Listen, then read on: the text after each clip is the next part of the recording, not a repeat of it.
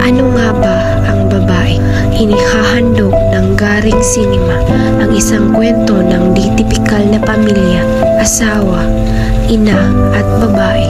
Ang star for all season, Miss Vilma Santos bilang si Jinmay Hatamosa sa iisang naiibang pagganap. Paano ba maging ama? Paano ba maging ina? Paano ba maging anak? Bata-bata. Paano ka ginawa? Nanginginig lang siyang husto. Mga putang mga pulis, nagtatakbuhan ka ng mga babae. Dalang mga anak namin. Hindi nakagalaw ang anak ko. Nanginginig lang siya. Tapos yun. Ang tatay ko, hindi naninigaw. Paano mo na namang hindi naninigaw ang tatay mo? Eh, hindi mo naman siya kasama. Sa tatay ko yun eh. Ano magagawa mo? Tatay ko yun. Teka muna, ano ba yan? Tahimikin mo nga yung mga anak mo. Bakit? Bakit anong problema? Sabi po ni Kuya mas mahal mo ang tatay niya kaysa sa tatay ko. Eh, siya yung asawa ni nanay. Alam mo, kulit-kulit mo. Teka muna sandali. Teka muna sandali. Mahal ko sila pareho, okay? Hindi pwede dalawa. Isa dalawa, ano magagawa ko? At saka ang pag-ibig naman na hindi dinidivide yan. Minomultiply yan. Utang na loob, Maya. Utang na loob. Huwag mong sigawan yung bata. Mama naman nanay ko. Kaya nga mas mahal ng tatay ni Kuya. Ikita mo, inakap niya nga ang tatay ni Kuya. Naghalikan pa sila. Talaga bang? Sweet na sweet sila. Parang bagong kasal. Ikaw talaga, balimbing ka. Ano ba ang tsura ng bagong kasal? Huwag mo nang ibahin yung usapan. Lasunin mo pa yung mga bata. Naghalikan ba kayo? Alam mo, Maya, maskin matagal na magkaibigan pag hindi nagkita. Naghahalikan. Talaga ba? Kahapon lang kayo uling nagkita. Oo nga, no? Eh, nagkakahiyaan pa nga kami kahapon eh.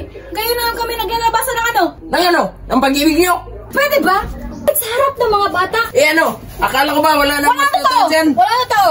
Huwag mo akong mabitaan! Huwag mo sabihin sa mga bata na Hindi ko sinungaling ako. sinasabi sinungaling ka! Nasabi ko, walang totoo! Kuya, nag-away mo ba sila?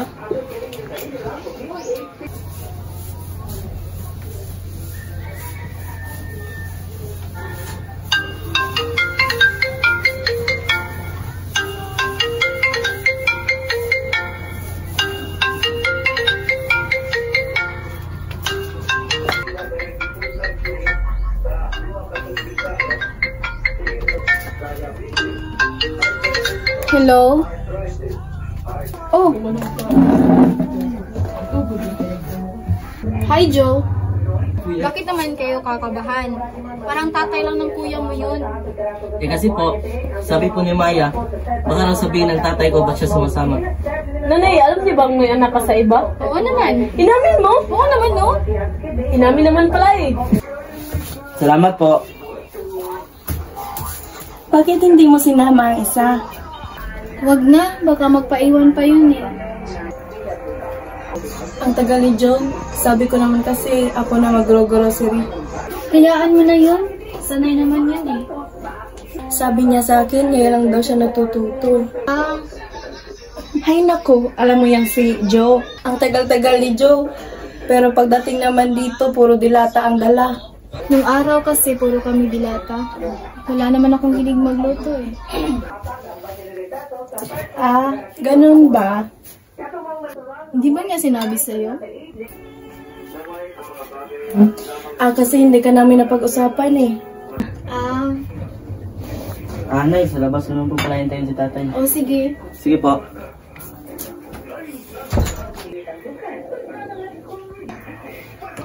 Ang hirap ng lagay ng anak ko. Ngayon pa lang nangyari sa kanya na maiwan sa ibang bahay. Bahay naman to ng tatay niya eh. Oo nga eh. Bahay naman ng tatay niya, pero hindi naman niya bahay. Ang totoo, maskin tatay niya, parang hindi pa rin niya tatay. Natatakot ang anak ko sa'yo. Baka magkamali siya at mapintasan mo. Pagka nagkaganon, baka sa wala lang mapunta yung pagkikilala ng tatay niya. Kaya ba mas pinili mo na ihati dito ang anak mo kaysa magkita kayo ni Joe sa labas para makita ang itsura ko? Para makita akong nasa itsura ko ang panggugulpi ng bata.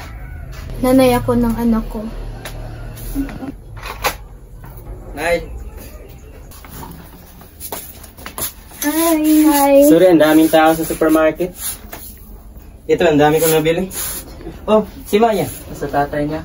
Sana, sinama mo yun. Teka muna, kuha mo na ako ng merienda. Hindi na. May office pa ako. Hindi na ako magtatagal. Tawagan mo ako anytime ha pag naisipan mo. Sige po. Crystal? Huwag kang mag-alala. Hindi maaano si OG dito. Teka, hatid kita. Bye. Naisip mo ba, Kyle, na ang tingin ng ibang lalaki sa ari nila, baril? Hindi nga! Kasi, pag nagagalit sila sa babae, yung ari nila ang ginagawa nilang panakot. Oh, di ba? Napapanood mo ba yung ano? Napapanood mo ba yung ano? Yung Full Metal Jacket? Yung ano, mga sundalo na nagmumarcha. Tapos sabi nila, this is my weapon. This is my gun. This is for business. This is for fun. Bakit ang hawak nila sa ari nila pag ganun? Alam mo, meron akong kakilala. Ang tingin niya sa ari niya, hindi baril. Ginto. Sino naman yun? Pati kong asawa. Noon yun. Pag galit siya sa akin, hindi niya ako ginaganon. Masyado namang giniginto niya sa kanya. Nagsisingil ka pa. Ang tagal nyo nang naghiwalay. Siguro may gusto ka pa sa kanya, no? Wala na ha. Bakit naisip mo pa siya? Isayang yung ginto. Alam mo bang pag naloko ka sa sugal? Hanggang pagdating mo, maluloko ka na dyan. Hanggang mag-asawa ka na, magkaanak ka na, mapapabayaan mo yung buhay mo. Maluloko yung buhay mo. Huwag mo naman siyang sigawan, no? Hindi ikaw ang kinakausap ko. Ikaw din naman ginagawa mong gusto mo. Ba't kami hindi pwede? Wala akong ginagawang masama. Akala mo lang wala. Pero meron. Oji!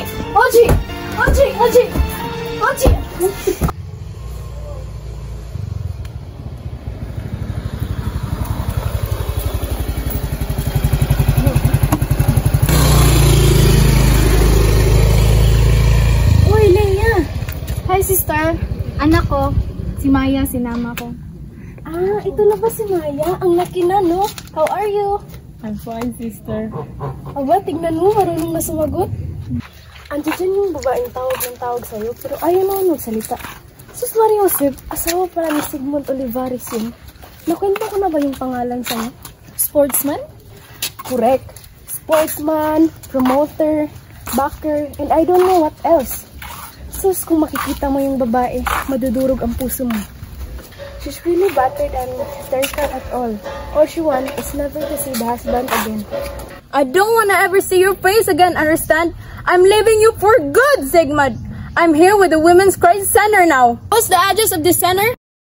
I'm telling this bastard I don't wanna go back with him. Well, not unless you still wanna go up to this marriage.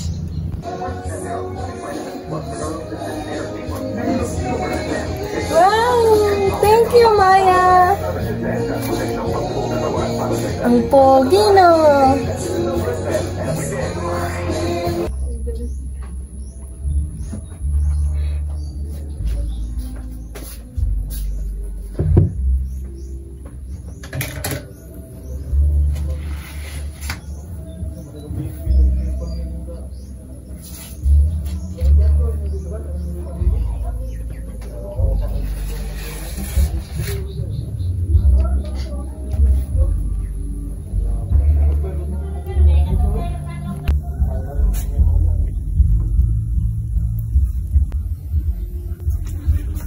Siya nga pala, para sa'yo.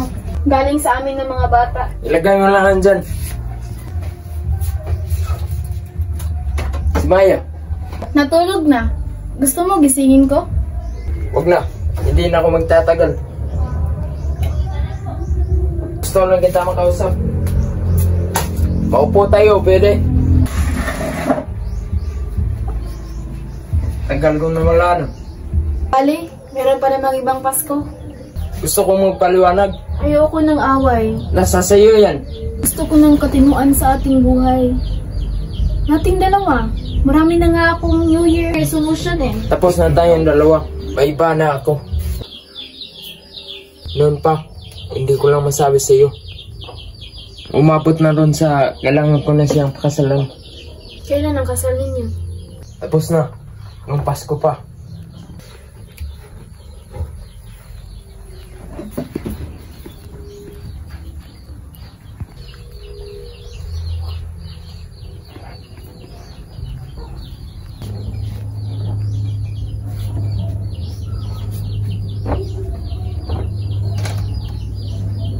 Narinig mo ba ang sinabi ko, Leah? Hindi na ako matutulog dito. Siyempre naman, alangan namang isang jugjug dito at isang jugjugan doon. Tangin ang bunga nga yan, oh! Putang ina ko rin! Tawag doon, jugjugan, dutdutan, tsatsakan, pare-pareho lang yun. Hiyang-hiya ka lang na sabihin kung anong tawag doon eh. Hiyang-hiya ka kasi yung asawa muna ng iba bago mo naging asawa. Hindi totoo yan! Totoo yan! Umakyat ka ng dalawa doon! Takot ka lang marinig ang totoo eh. Hindi mo kayang ipagtanggol ang totoo. Nakabit mo ko. Nakabit kita. Putang ina mo! Hindi lang ito kaputahan!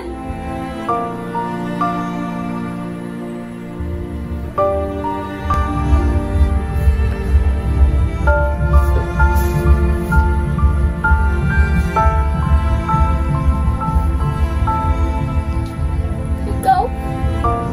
Ang tingin mo na ito kaputahan lang. Kahit hindi. Bakit hindi mo kayang ipagtanggol to kahit minsan? Eh ako, bakit kahit konti hindi mo ako maipagtanggol?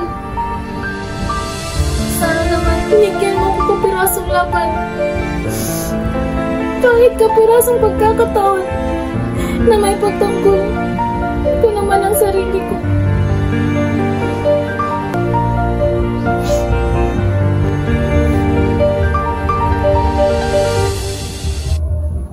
Oji, tatay mo.